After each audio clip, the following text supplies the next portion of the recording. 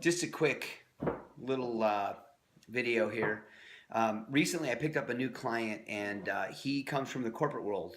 He's a very successful entrepreneur. He's done really, really well.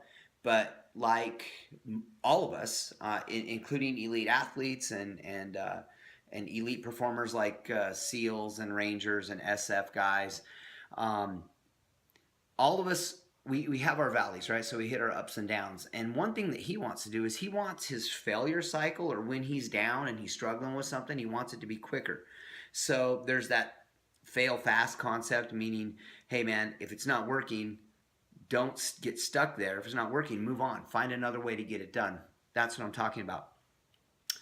But when we started our session, he said, "Hey Dave, explain to me your most successful philosophy so far. What's one of the things that you've done that you feel you've had the most success with?" And it's something that's been very interesting. This year, I've had much more success than I expected with my athletes, based on one concept or one philosophy that I've introduced to them, and it is the when things are tough, um, you have two choices.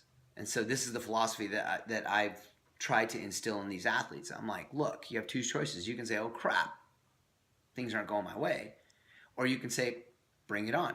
And you can embrace that. And the way that you bring it on, at least for these athletes, and also I would tell you this is the same thing in business and same thing in your relationship if you put time into your relationship. Um, it's all about two qualifiers. You can't say bring it on if you don't have a skill set to back it up. So, if you're a pitcher, and I do have a pitcher who's playing in the major leagues right now, this is one thing that he's been able to really grasp well. He doesn't care if someone hits a home run off him. He just says, bring it on. I got the next one. And he focuses on what's next. He has a skill set, and he knows it. He knows what his skill set is. Now, the second qualifier there to instill confidence in you when you say bring it on is time invested. How much time has this kid put in to become a pro pitcher in Major League Baseball? It's a crazy amount of time. He probably started that 10 years ago. So he can easily look and say, hey, I put the time in, I have the skill set, therefore I am qualified to say bring it on. And he's ready to face any obstacle that's in front of him with the right attitude, because the confidence is there knowing the price has already been paid. And this is what I tell a lot of people. Hey man, if the price has already been paid, what are you worried about? Why are you having self-doubt? You've pulled this move before. You've thrown this pitch before.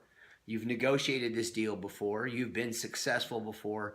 Why are you having a mental breakdown now when you actually have invested the time and achieved the skill set that has made you successful in the past? And when I ask that question, it's crazy. The light goes on and they're like, you know what? Yeah, it's already paid for, isn't it? Yeah, it's paid for. So don't leave it at the store. You already paid for it. Take it with you. Anyway, I hope that that makes sense. I hope I was articulate enough for you to understand what the philosophy is there, and how to apply it in your own life, whether it's in personal relationships or your business or athletics. But wherever it is, I think if you look and you work really hard, you'll see that, man, you've already put that time in. So don't leave something you paid for on the counter.